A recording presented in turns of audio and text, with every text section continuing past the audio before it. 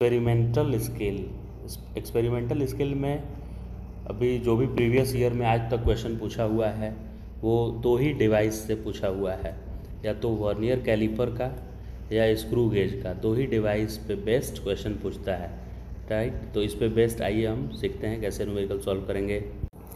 तो ये vernier calliper का फ़ोटो दिया हुआ है। इसमें क्या होता है, ये जॉ इसको बोलते हैं। ये जॉ को आप राइट लेफ़्ट मूव करा के ऐसे और आपस में टच कर सकते हैं। जब ये बीच में नहीं रहेगा तो ये आपस में सटा हुआ रहता है, टच किया हुआ रहता है। कौन सा जॉ? एक ये जॉ है और एक ये जॉ है।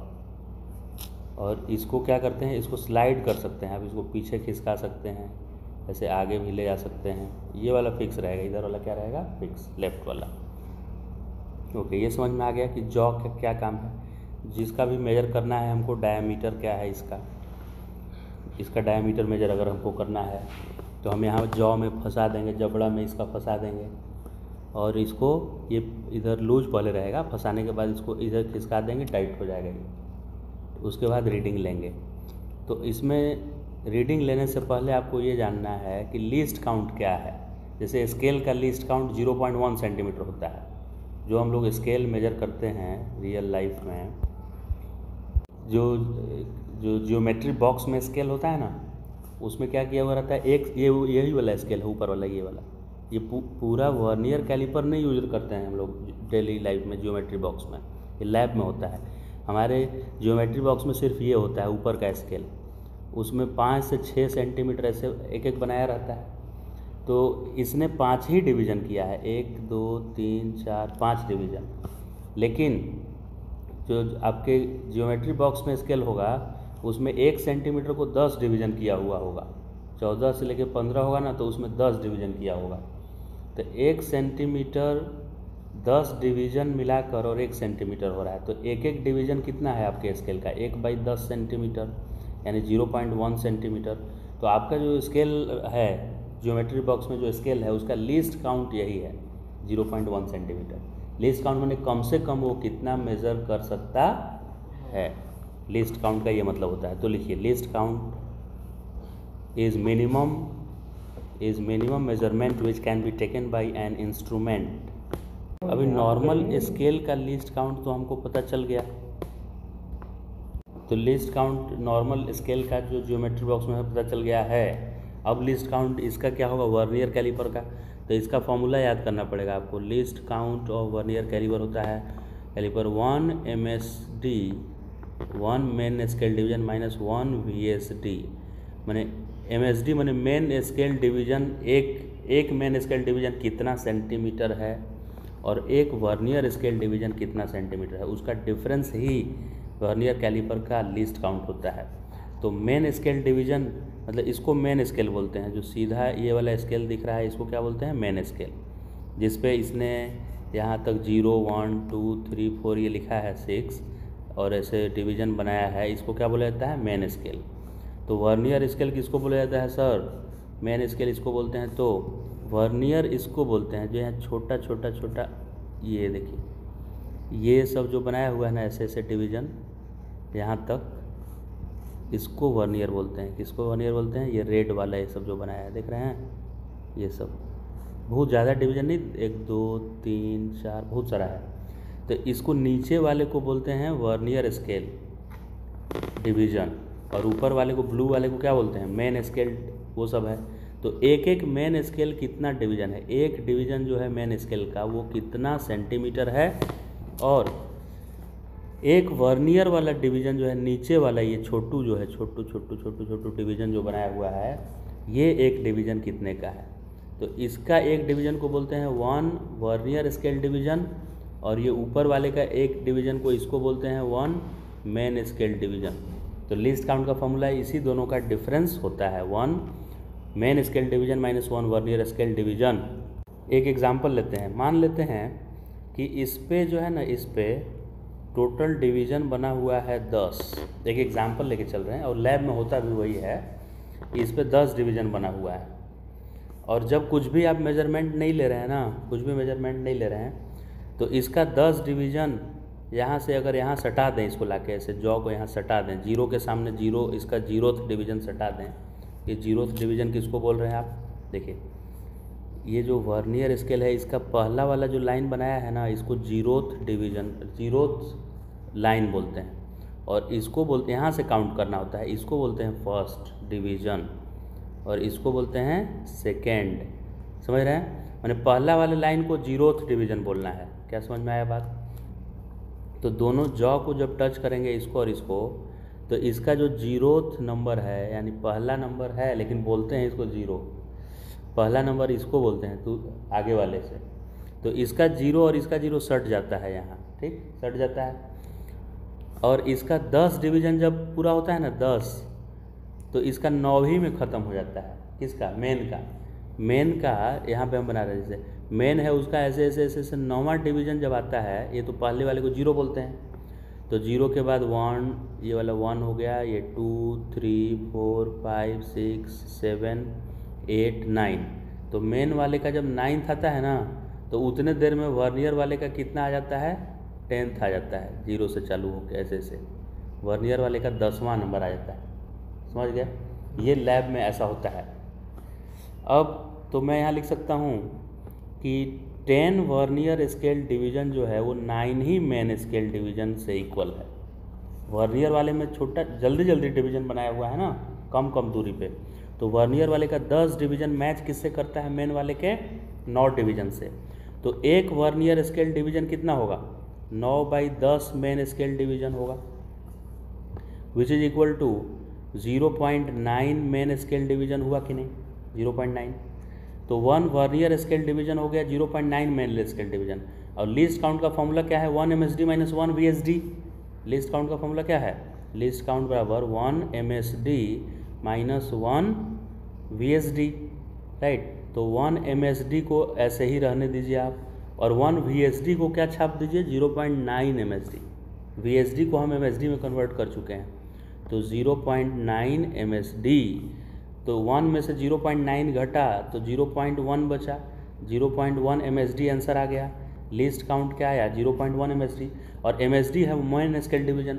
अब मेन स्केल डिवीज़न कुछ भी नहीं है, हमारा ज्योमेट्री बॉक्स का स्केल है, जो कि उसका एक main scale division, main scale का एक डिवीज़न कितना होता है? 0.1 सेंटीमीटर होता है कि नहीं? अभी अभी बताए थे। और ये एक और 0 पॉइंट पहले से इंतज़ार कर रहा है इधर, तो दोनों मिला के हो गया 0.01 सेंटीमीटर। तो ये जो वर्नियर कैलिपर हुआ उसका लिस्ट काउंट हो गया 0.01 सेंटीमीटर। ये जो लैब में रहता है वर्नियर कैलिपर, उसके अकॉर्डिंग मैं बताया स्टैंडर्ड। अब कोई नया नया वर्नियर कैलिपर बना सकता है, वो क्या करेगा कि मेन स्केल का 9 के सामने वर्नियर का 12 स्केल मिला देगा और ज़्यादा छोटा छोटा डिवीज़न कर देगा। तो ऐसा अलग स्केल हो सकता है। तो हम स्टैंडर्ड आपको स्केल बताए जिसमें कि 9 मेन स्केल डिवीज़न से 10 वर्नियर स्केल डिवीज़न मैच करता है। वो नया क्वेश्चन क्रिएट करने के लिए इन दोनों डेटा को चेंज भी कर सकता है। अभी न्यूमेरिकल में आ जाते हैं।